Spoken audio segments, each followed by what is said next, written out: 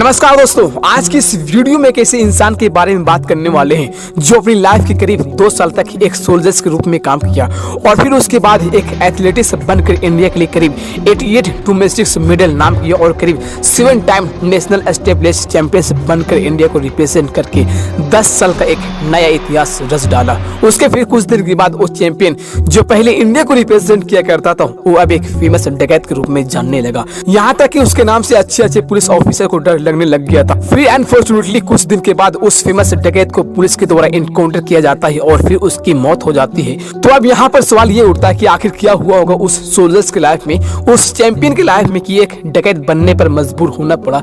आइए दोस्तों, आज की इस वीडियो में एक सोल्जर, एक चैंपियन और एक डकैत द फेमस बागी पान सिंह तोमर के बारे में जानने की कोशिश करते हैं कि क्या रहा इतिहास पान सिंह तोमर का।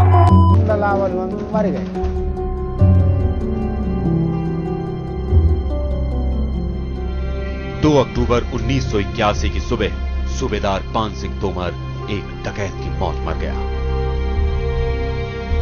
और इसी के साथ खत्म हो गई एक फौजी, एक खिलाड़ी के डकैत बनने की कहानी। चंबल के ये बीहड़ न जाने ऐसी कितनी बगावत की दास्तानों को अपने अंदर दफन किए बैठे हैं। ऐसी ही एक कहानी है डाकू सूबेदार पान सिंह तोमर की।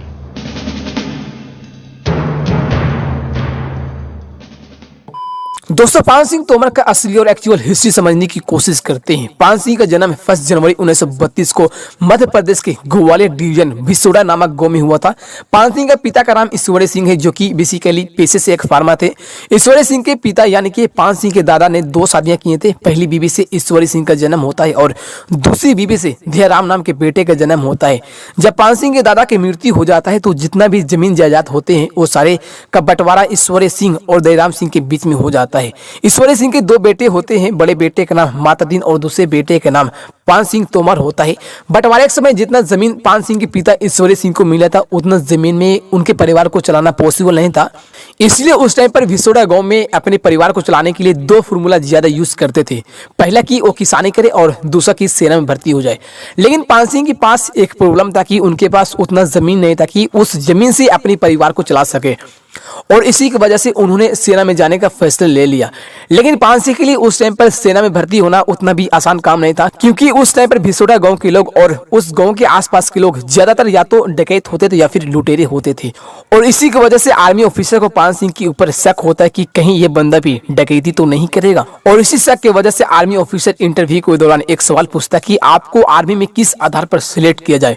पान सिंह का जवाब आता है कि मैं अपने सीनियर से मिले हर ऑर्डर को फॉलो करूंगा, वो चाहे फी क्यों ना, उस ऑर्डर को फॉलो करते हुए मेरी जान क्यों न चली जाए। इनका ये जवाब सुनकर पान सिंह को 1949 के राजपूताना राइफल में सोल्जर के रूप में रिक्रूट कर लिया जाता है और फिर समय के गुजरते गुजरते इनका टैलेंट को देखते हुए पान सिंह को प्रमोशन हो जाती है वारंट ऑफिसर के रूप में ऑफ बंगाल इंजीनियर रेजिमेंट।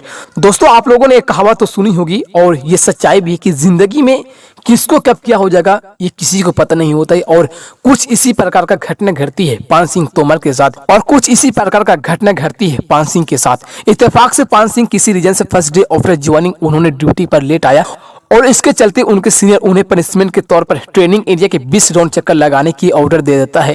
और यही मोमेंट उनके लाइफ में एक बहुत बड़ी टर्निंग ला देती है। जब पान सिंह आर्मी ट्रेनिंग ग्राउंड के चक्कर लगा रहे थे तो वहां पर मौजूद स्पोर्ट इंस्ट्रक्टर सरवन सिंह मौजूद थे और जब सरवन सिंह ने पान सिंह को दौड़ते हुए देखा तो उनके अंदर एक अलग सा जुनून देखने को मिला। उनको जो पनिशमेंट के तौर पर 20 चक्कर लगाने को मिला था तो पूरे 20 चक्कर में उनका स्पीड था ना एकदम कांस्टेंट स्पीड पर वो दौड़ रहा था।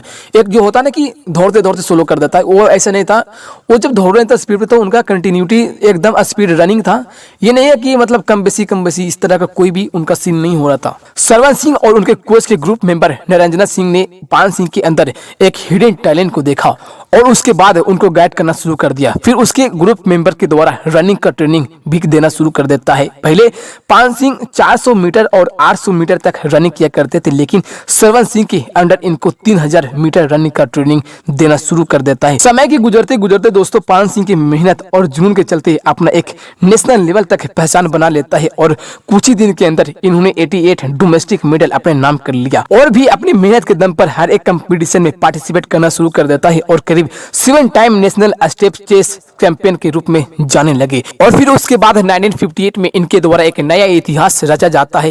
ये जो 3000 मीटर का स्टेप चेस कंपटीशन हो रही थी, उन्होंने सिर्फ 9 मिनट 12 सेकंड के अंदर कंप्लीट करके एक नया इतिहास रच डालता है और करीब ये रिकॉर्ड 10 साल तक किसी ने नहीं तोड़ा। इतना उपलब्धि के बाद इनको एक रनिंग आइकन के रूप में जाने लगा आर्मी यूनिट के अंदर। 1962 में इंडिया और चाइना के बीच युद्ध चल रही थी और 1965 में इंडिया और पाकिस्तान के साथ। पान सिंह एक आर्मी ऑफिसर होने के नाते उन्होंने सोचा कि जिस तरह से एक स्प्रिंटर बनकर देश का नाम किया, उसी तरह से बॉर्डर पर जाकर देश की रक्षा करना है एक डिफेंडर बनकर। लेकिन नेशनल स्पोर्ट प्री मैच्योर होने की वजह से इन दोनों युद्ध में लड़ने की परमिशन नहीं दिया जाता है इनके सीनियर के द्वारा। कुछ दिन के बाद 1977 में इन्होंने आर्मी से रिटायरमेंट ले लेते हैं कुछ प्रॉब्लम की वजह से और रिटायरमेंट के बाद इन्होंने अपने गांव भिसोड़ा चले जाते हैं। मैंने आपको बताया ना दोस्तों कि जिंदगी में कब किसको क्या हो जाएगा कोई गारंटी नहीं है। लाइफ में कौन सी मोमेंट आपकी लाइफ बदल सकती है कुछ कहा नहीं जा सकता है।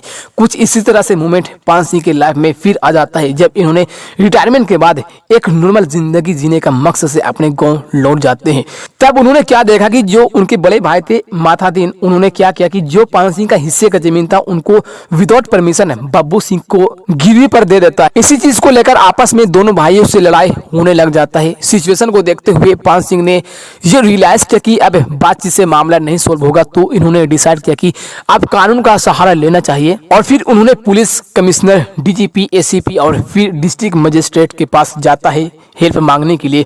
उन्होंने हर एक के पास जाता है जहां पर उनको ये लगा कि यहाँ से मदद मिल सकती है, बट अनफॉर्चुनेटली कोई भी उनको मदद नहीं करता है और फिर पान सिंह बिना मदद के अपने घर लौटते हैं। जब उन्होंने अपने घर लौटे तो क्या देखा कि उनकी जो माँ थी 95 ईयर ओल्ड, उनको बब्बू सिंह और उनके भाई के द्वारा बुरी तरह से पीटा गया है। अपनी माँ का हालात देखकर पान सिंह का गुस्सा सातों आसमान तक पहुंच जाता है। उनकी माँ के द्वारा ये आदेश दिया जाता है कि इसका अपमान का बदला जरूर लेना और इसी अपमान के बदला लेने के लिए पान सिंह चला जाता है बब्बू सिंह और उसके भाई को खोजने के लिए। जैसे ही बब्बू सिंह और उनके भाई नजर आते हैं वैसे ही अपने गोलियों से मारकर उनको इनकाउंटर कर देता है और इनकाउंटर करने के बाद पान सिंह अपने कुछ रिलेटिव के साथ मिलकर खुद को डिकैट डिक्लेयर कर देता है और उसके बाद धीरे धीरे अपने लोकल एरिया में लूटमार, किडनैपिंग और एक्सटॉर्शन जैसे काम करना शुरू कर देता है। बब्बू सिंह के मौत के बाद पुलिस के द्वारा पान सिंह के बड़े भाई मातादीन को भी इनकाउंटर कर दिया जाता है। पान सिंह को कहीं न कहीं ये शक हो रहा था कि उनके बड़े भाई की खबर पुआ गांव के गुज्जर ग्रुप के लोग पुलिस को दिया था और इसी शक के चलते पान सिंह तोमर के गैंग के ग्रुप गुज्जर ग्रुप के 9 लोगों की हत्या कर देता है और इसी हत्याकांड के बाद पान सिंह तोमर मध्य प्रदेश की पुलिस की हिट लिस्ट के टॉप लिस्ट पर आ जाता है। टॉप लिस्ट में आने के बाद उनका छानबीन दुगना हो जाता है। कुछ दिन के बाद 1 अक्टूबर 1981 को पान सिंह के गैंग रतिया का पूरा नाम के गाँव में छुपा था। ये खबर पुलिस को मिल जाती है और फिर उसके बाद पुलिस ऑफिसर के द्वारा उस गांव को चारों तरफ से घेर लिया जाता है और करीब 12 घंटे तक कंटिन्यू गोले की बरसात किया जाता है और अनफॉर्चुनेटली पान सिंह और उनके गैंग को इनकाउंटर करके मार दिया जाता है और फिर यहीं से पान सिंह और उनके गैंग की कहानी खत्म हो जाती है।